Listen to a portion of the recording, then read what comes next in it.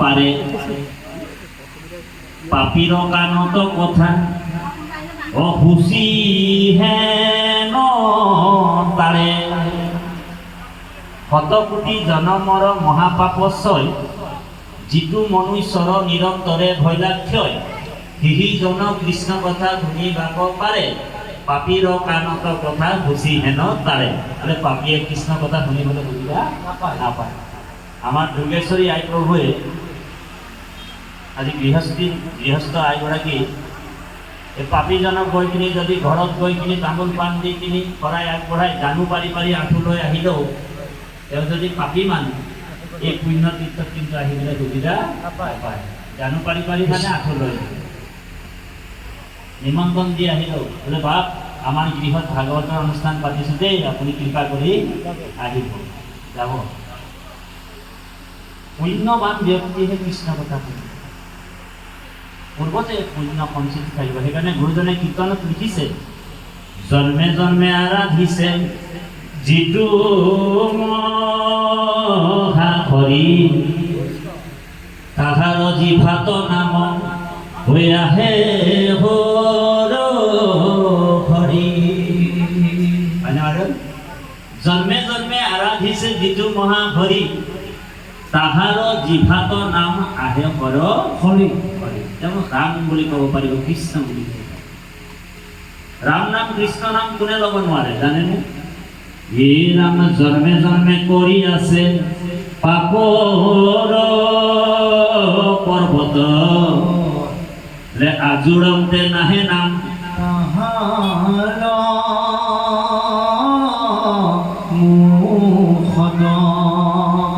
জন্মে জন্মে কৰি আছে পাপৰ পৰ্বত আজোৰতে নাহে নাম তাহাৰ মুখত।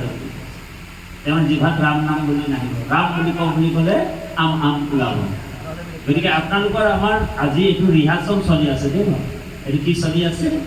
এইটো প্ৰেক্টিচ। আজি আপুনি মই প্ৰেক্টিচ চলাই আছোঁ। বোলে তাঁতী বাপো প্ৰেক্টিচ চলাইছে, আপোনালোকেও প্ৰেক্টিচ কৰি আছে। যেনেকৈ ভাওনাত অখৰা হয় নাই, হয় নাই বাৰু? ভাওনাত অখৰা হয় নাই? এইবিলাক আমাৰ অখৰা চলি আছে, ৰিহাৰ্চল। কিন্তু ফাইনেলটো এদিনত হ'ব। ফাইনেল ভাওনাটো এদিনতে হ'ব, হয় নাই প্ৰভু? বোলে অখৰা আকৌ দুই প্ৰকাৰৰ হয়, এটাক বচন বুলি কৈছে, এটাক মোচন বুলি কৈছে, হয় নাই বাৰু? বোলে বচনটো আমি ঠিকেই গালোঁ, যদি মোচনটো গণ্ডগোল হৈ যায় তেনেহ'লে অ হৰি। সেইকাৰণে বচনটো গালোঁ ঘৰত আৰু মোচন দিবলৈ যদি ভকতৰ সংগ নল'লোঁ তেনেহ'লে নহ'ব। আজি আমাৰ ইয়াত বচন আৰু মোচন দুইটাই চলিছে, পূৰা সুন্দৰভাৱে অখৰা চলিছে, হয়নে বাৰু? বোলে বচনটো আপুনি ঘৰত লিখি ল'লে আৰু ঘৰত গাই থাকিলে, কিন্তু ভকতৰ সময়ত গৈ যদি ঈশ্বৰৰ নাম নল'লে, ভালকৈ মোচনটো নিদিলে কৃষ্ণ কৃষ্ণ হৰি ৰাম, হয়নে বাৰু? ইয়াত কিন্তু দুইটাই চলিছে। কিন্তু অন্তিম সময়ত যাৰ মুখৰ পৰা এই নাম বাজ হ'ব, সেইটোৱে জন্মৰ পৰম লাভ বুলি কৈছে। এইটো ভাগৱতৰ সিদ্ধান্ত। দ্বিতীয় স্কন্ধত কৈছে জন্ম লাভে পৰম পুংসা অন্তে নাৰায়ণী স্মৃতি। জন্মৰ পৰম লাভটো কি?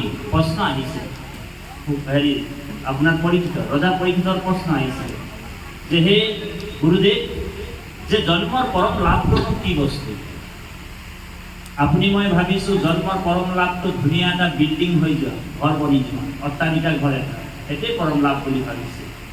সেইটো পৰম লাভ বুলি শাস্ত্ৰই আমাক কোৱা নাই। জন্মৰ পৰম লাভ এইটোৱে ভাবিছোঁ যে লাক্সাৰী গাড়ী এখন হৈ যাওক, বৰ ধুনীয়া গাড়ী এখন আমাৰ হৈ যাওক, সেইটোৱে পৰম লাভ বুলি ভাবিছোঁ। ভাল বোলে চাকৰি এটা হৈ যোৱাটোৱে পৰম লাভ বুলি ভাবিছোঁ।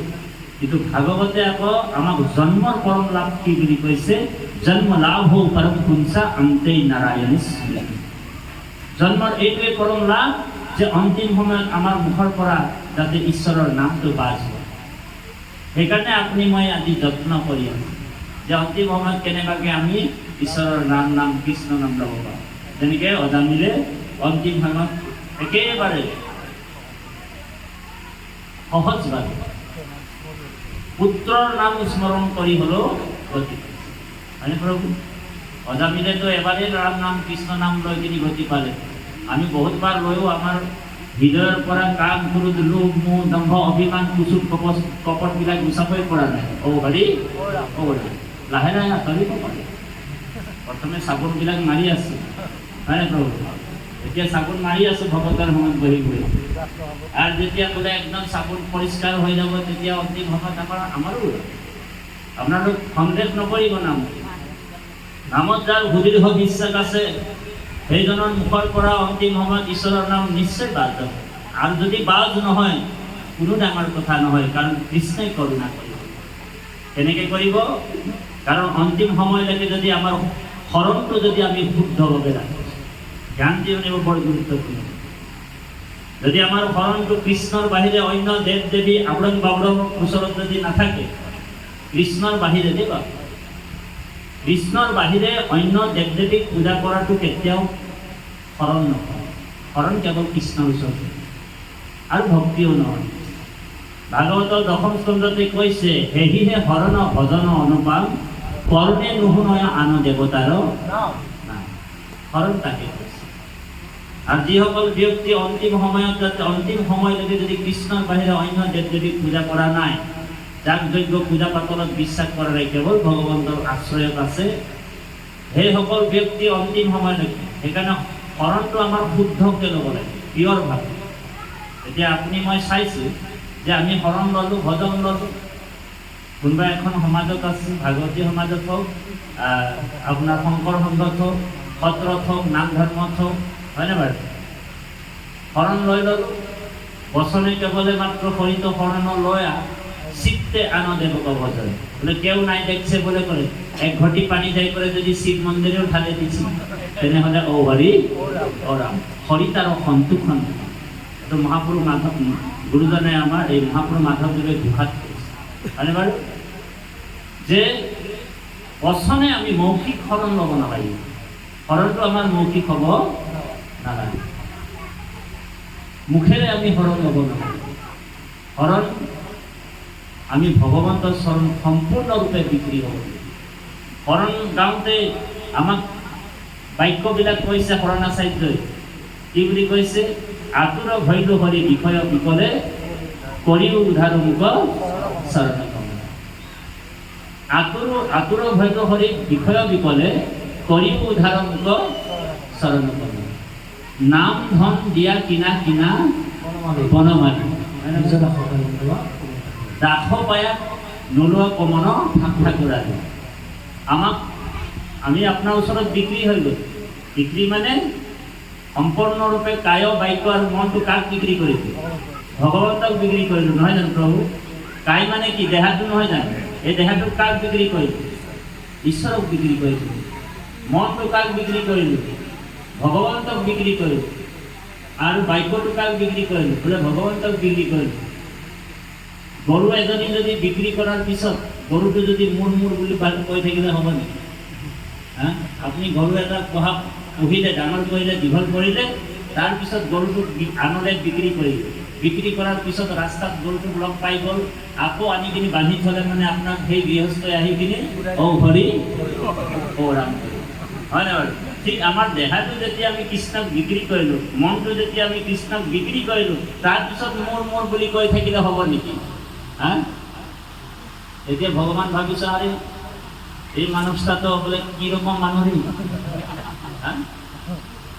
মোৰ ওচৰত সম্পূৰ্ণৰূপে চাইলেণ্ডাৰ হৈ গ'ল, শৰণাপন্ন হৈ যোৱাৰ পিছত মোৰ মোৰ বুলি কৈ আছে।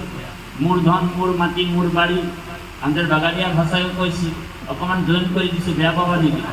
বোলে মোৰ ধন, মোৰ মাটি, মোৰ বাৰী, মোৰ ল'ৰা, মোৰ ছোৱালী, বাগানীয়া ভাষাত আমি অকণমান জইন কৰিছোঁ যে কথাটো, বেয়া পাব নেকি? যে মোৰ ধন, মোৰ টাকা, মোৰ মাটি, মোৰ বাৰী, মোৰ ল'ৰা, মোৰ ছোৱালী, অকল মোৰ মোৰ। তো ভগৱানো ভাবিছে এই মানুহটা তো অকল মোৰ মোৰকে আছে, ইয়াকে বলে জলদি কৰে মৰাই দিয়াটাই ভাল। তো ভগৱানে মানে তাক 60 আৰু 70-তে ও হৰি ও ৰাম কৰি উঠাই দিলে। ই যদি মৰমৰকে আছে তেনেহ'লে সোনকালে মৰি থকাই ভাল, হয় নহয়? সেইকাৰণে ভকতসকল যিসকল জ্ঞানী হয়, যিসকল ভকত হয়, সেইসকল চতুৰ হয়। ৰাতিপুৱা যেতিয়া ভগৱন্তক সেৱা কৰে তেতিয়াই ভগৱন্তক কৈছে মম পুত্ৰ মম ভাৰ্যা প্ৰভু এইবিলাক মোৰ একো নহয় বোলে চব আপোনাৰ হয় মমটো ৰাখলে নটো লগাই দিয়ে ন মম প্ৰভু মোৰ নহয় চব আপোনাৰ ভগৱন্ত ভাবে এই মানুহটো বোলে এক নম্বৰ মানুহ যি মোৰ বুলি নকয় মোকে সকলোখিনি যতে সুকৃতি মানে কৃষ্ণতক অৰ্পে যিমান যি পাইছে ধন জন টকা পইচা পুত্ৰ পৰিবাৰ নিজৰ দেহাটোকে নিজৰ মনটোক সকলোখিনি ভগৱন্তক যিজন অৰ্পণ কৰি দিছে এজন জ্ঞানী মানুহৰ লক্ষ্য এজন ভকতৰ লক্ষ্য আৰু যদি নিজৰ বুলি ভাবি থাকে তেতিয়া ভগৱন্ত সেই মমতা আৰু মোহক তেওঁক পেলাই দিয়ে সেইকাৰণে সন্ত সমাজত আহিলে আমি বৈৰাগ্যৰ কোঠাৰটো ল'ব লাগিব কিহৰ কোঠাৰ বৈৰাগ্যৰ কোঠাৰেৰে আমি মোহ আৰু মমতাবিলাকক কাটিব লাগিব বৈৰাগ্যৰ কোঠাৰটো আমাৰ জীৱনত ভাগৱত শুনাৰ পিছত আমাৰ জীৱনত বিৰক্তি আহিব ধ্যান দিব আমাৰ জীৱনত বিৰক্তি আহিব লাগিব বৈৰাগ আহিব যে মোৰ একো নাই সকলোখিনি বস্তু কাৰ হয় তোমাৰে হয় প্ৰভু ভগৱান গতিকে আমি পাঠৰ মাজত সোমাই যাম পাঠত মংগলাচৰণত কৈছে জয় জয় কৃষ্ণ কৃপা ময় মহেশ্বৰ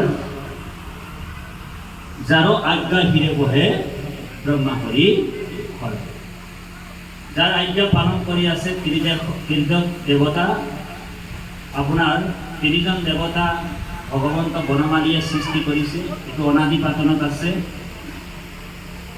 সৃষ্টি স্থিতি আৰু লয় এজনক সংহাৰৰ দায়িত্ব দিছে দেৱাদিদেৱ মহাদেৱক আৰু এজনক ব্ৰহ্মাক সৃষ্টিৰ দায়িত্ব দিছে আৰু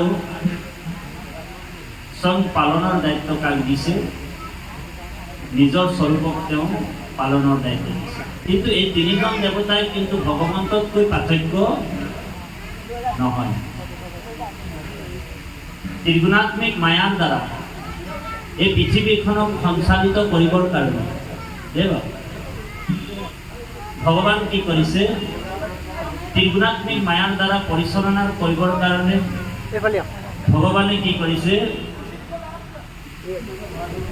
তিনিজন দেৱতাক সৃষ্টি কৰিছে সতগুণত বিষ্ণু ৰজগুণত ব্ৰহ্মা আৰু তমগুণত শিৱক সৃষ্টি কৰিছে সত ৰজ আৰু তম আৰু এখন ব্ৰহ্মাণ্ড ধ্যান দি শুনিব এখন ব্ৰহ্মাণ্ডত তিনিজন দেৱতাক ভগৱন্তই ৰাখিছে এখন ব্ৰহ্মাণ্ড তিনিজন দেৱতা আছে আৰু এনেকুৱা অনন্ত কোটি ব্ৰহ্মাণ্ড আছে অনন্ত কোটি এনেকুৱা ব্ৰহ্মাণ্ড আছে আৰু অনন্ত কোটি ব্ৰহ্মাণ্ডৰ একমাত্ৰ ঈশ্বৰ হৈছে ভগৱান কৃষ্ণ সেইকাৰণে মহাপুৰুষ মাধৱদেৱে ঘোষাত লিখিছে গোবিন্দ গোবিন্দ গোবিন্দ ৰাম মুৰাৰী অনন্ত কোটি ব্ৰহ্মাণ্ডৰ হৰি এনেকুৱা অনন্ত কোটি ব্ৰহ্মাণ্ডৰ যিজন সুপ্ৰিম যিজন মূল এজনে হৈছে নাৰায়ণ কৃষ্ণ সেইজনকে বনমালী প্ৰভু বুলি কোৱা হয় সেইজনৰ আজ্ঞা কোনে পালন কৰি আছে ব্ৰহ্মা হৰি আৰু হৰ মৎস্যকুৰ্ম আদি অংশ অৱতাৰ যাৰ ঈশ্বৰ কৃষ্ণক কোটি কোটি নমস্কাৰ ভগৱন্ত বিভিন্ন কাৰণত বিভিন্ন আঁচনি লৈ এই পৃথিৱীত এই ধৰাধামত অৱতাৰ হয় বুজিছেনে বা ভগৱন্তৰ কিন্তু জন্ম আৰু মৃত্যু নহয় কাৰণ ভগৱন্তক অজ বুলি কয় ভগৱন্তৰ জন্ম আৰু মৰণ নহয় আমাৰ নিচিনা জন্ম আৰু মৃত্যু ভগৱন্তৰ নাই যদিও ভগৱন্তক অজ বুলি কৈছে যদি মোৰ জন্ম নাই নাহি জন্ম তোমাৰ তথাপি জন্ম ধৰা উহি জন্মে জীৱেৰ জন্ম দূৰ কৰা যদি ভগৱন্তৰ জন্ম মৃত্যু নাই ভকতৰ অনুগ্ৰহ ৰিকুৱেষ্টত ভকতৰ অনুগ্ৰহত কিন্তু ভগৱান কৃষ্ণই কৈছে যে অনুগ্ৰহাৰ্থে লোকানাম বিষ্ণু লোকে নমস্কৃতম বসুদেৱৈ অদ্যে দৈৱকী অদ্যে প্ৰাদুৰ্ভূত মহাযশ যদিও মোৰ জন্ম মৃত্যু নাই কিন্তু ভকতৰ কাৰণে মই আকৌ জন্ম ল'বলগীয়া হৈ যায় কাৰণ ভগৱন্ত অৱতাৰহে হয়, জন্ম আৰু মৃত্যু নাই। ভগৱন্ত অৱতাৰ কেনেকৈ হয় যে অপ্ৰপঞ্চ ইয়াতে প্ৰপঞ্চ অৱতাৰৰ নাম অৱতাৰ। অপ্ৰপঞ্চ জগতৰ পৰা প্ৰপঞ্চ জগতলৈ নামি অহাটোকে অৱতাৰ বুলি কোৱা হৈছে। অপ্ৰপঞ্চ কোনটো? এইটো ব্ৰহ্মাণ্ডৰ বাদ আছে, ব্ৰহ্মাণ্ডৰ বাদ আছে।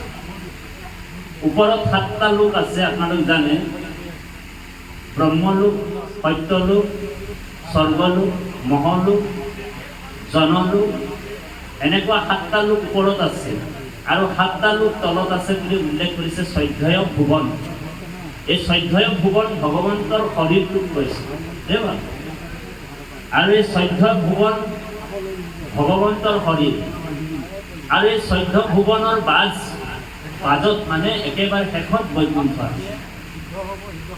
সেইকাৰণে কৈছে ভাগৱতৰ 2য় স্কন্ধত, এই ৰাম ব্ৰহ্মাণ্ডৰ বাজ ইটো কৃষ্ণৰ নগৰ, কদাচিত নহি নাখ জানা মুনি বৰ। ব্ৰহ্মাণ্ডৰ বাজ ইটো কৃষ্ণৰ নগৰ, কদাচিত নহি নাখ জানা মুনি বৰ। প্ৰপঞ্চ ভিতৰে নহিকে নথান, ভক্তৰ নিমিত্তে কৃষ্ণ কৰিছা নিৰ্মাণ। কাৰ কাৰণে বনাইছে? ভগৱান কৃষ্ণই কৈছে যে মোৰ স্পেচিয়েলকৈ মই বৈকুণ্ঠ বনাই ৰাখিছোঁ। কাৰ কাৰণে বনাইছে জানেনে? ভকতৰ কাৰণে, আপোনালোকৰ কাৰণে, আমাৰ কাৰণে। বোলে তাত যাবলৈ হ'লে বহুত কষ্ট কৰিব লাগিব নেকি? বহুত শাস্ত্ৰ জানিব লাগিব, বহুত বেদ পঢ়িব লাগিব। বৈকুণ্ঠ যাবলৈ হ'লে বহুত ডিগ্ৰীৰ প্ৰয়োজন হয় নেকি? তো ভগৱানে কৈছে, আমাৰ গুৰুজনেও কৈছে কীৰ্তনত, বোলে নলাগে ভক্তিত দেৱ দ্বিজ ঋষি। বোলে ভক্তি কৰিবলৈ হ'লে দেৱ দ্বিজ ঋষি শুইবেক নালাগে বুলি কৈছে। নলাগে ভক্তিত দেৱ দ্বিজ ঋষি শুইবেক, নলাগে ভক্তিত বিস্তৰ শাস্ত্ৰ জানিব, তপ জপ যজ্ঞ হবে বিড়ম্বন। কেৱলে ভক্তিত তুষ্ট কুন্ত নাৰা। সেইকাৰণে ভক্তি কৰিবলৈ হ'লে বহুত ডিগ্ৰীৰ প্ৰয়োজন নাই। তাৰ জ্বলন্ত উদাহৰণ দিছে যে ইতৰ প্ৰাণীও ভগৱন্তক ভক্তি কৰি বৈকুণ্ঠলৈ যাব পাৰে। ইতৰ প্ৰাণী, আমিতো মানুহ হয়, হয়নে বাৰু? মানুহে আমাক কৃষ্ণক ভজিবলৈ আমাৰ সময় নাই। যিসকল মানুহে মানুহৰ জন্ম পায়,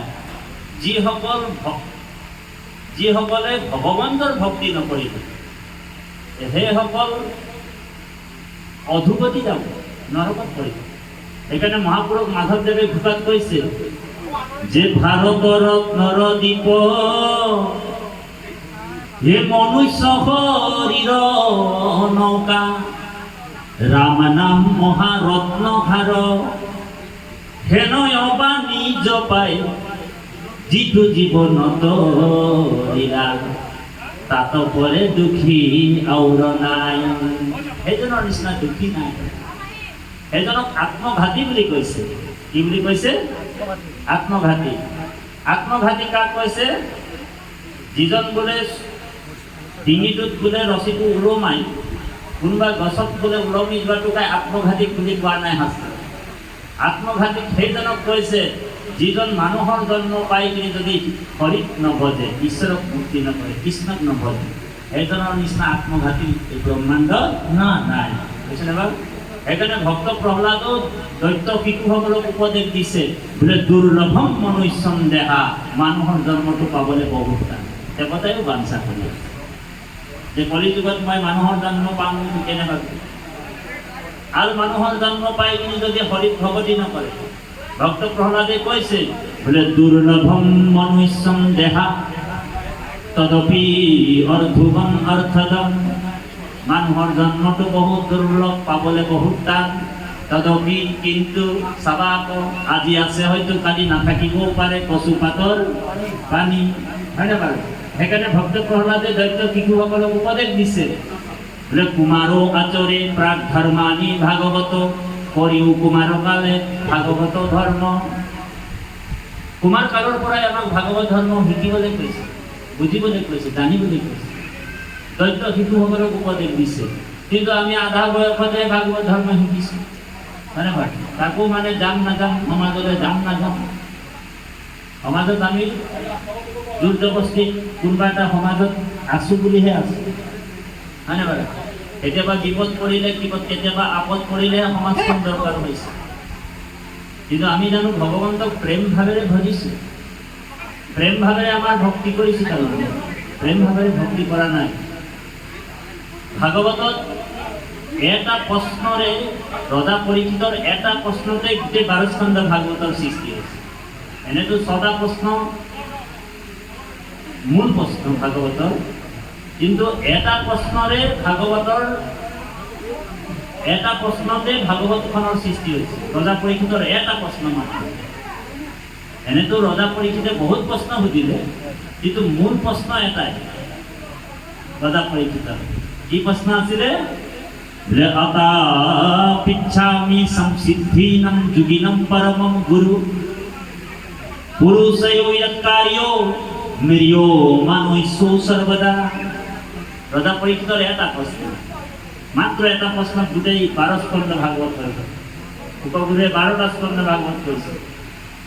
প্ৰশ্নটোত কৈছে তোমাৰ চৰণে মৰণ সময়ে পুছুহু প্ৰভু সাম্প্ৰত মিৰ্যমান লোক সদায় কি কৰ্ম কৰিবে ইটো লোকত। আমি মৃত্যুমুখী মানুহ প্ৰভু। ৰজা পৰীক্ষিতে কৈছে, ৰজা পৰীক্ষিতে এইটো ক'ব পাৰিলেহেঁতেন মই মৰিবলৈ গৈছোঁ, মোৰ কাৰণে কিবা দৰৱ আছে যদি তুমি আহিছা, 60,000 ঋষি মুনিয়ে মোক দৰৱ দিব নোৱাৰিলে, মোৰ বেমাৰ ভাল কৰিব নোৱাৰিলে, ট্ৰিটমেণ্ট কৰিব নোৱাৰিলে, গতিকে তুমি যেতিয়া আহিছা তোমাক ওচৰত এটা দৰৱ মই বিচাৰিছোঁ, যেনে তেনে কৰি মোক এটা দৰৱ দি দিয়ক যাতে মই মোৰ বেমাৰ ভাল হৈ যায়, মৃত্যুৰ যিটো ভয় আছে এইটো মোৰ পৰা আঁতৰি যাওক, মোৰ বেমাৰ ভাল হৈ যায়, এই বুলি প্ৰশ্ন কৰিব পাৰিলেহেঁতেন, কিন্তু এইটো প্ৰশ্ন নহয়।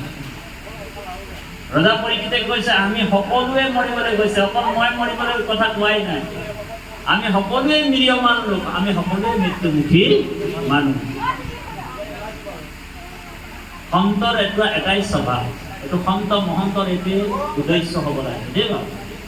মহন্তসকল বা ভকতসকল সেইটোৱে উদ্দেশ্য হ'ব লাগে, জগতৰ হিতৰ কাৰণে কাম কৰে, জগতৰ কল্যাণৰ কাৰণে কাম কৰে। আৰু যিজন বোলে ভকত বোলে নিজৰ কল্যাণৰ কৰি কাম কৰি থাকিব, সেইজন কিন্তু সন্ত মহন্ত ভকত হ'ব নোৱাৰে। সেইকাৰণে পৰীক্ষিত, ৰজা পৰীক্ষিত উচ্চ কোটিৰ ভকত আছিল, সন্ত আছিল, 61 ৰজা আছিল। তেওঁ ভোগগুৰুক পাই কিনি 60,000 চতুৰ্থিক ডক্টৰ বহি আছিল তাত, বহুত ডাঙৰ ডাঙৰ স্পেচিয়েলিষ্ট বহি আছে তাত, হয় নে? অগস্তি, কুলস্তি, অংগীৰা, ভিংগিও, বেদব্যাস, পৰাগ, এনেকুৱা ঋষিবিলাক বহি আছে।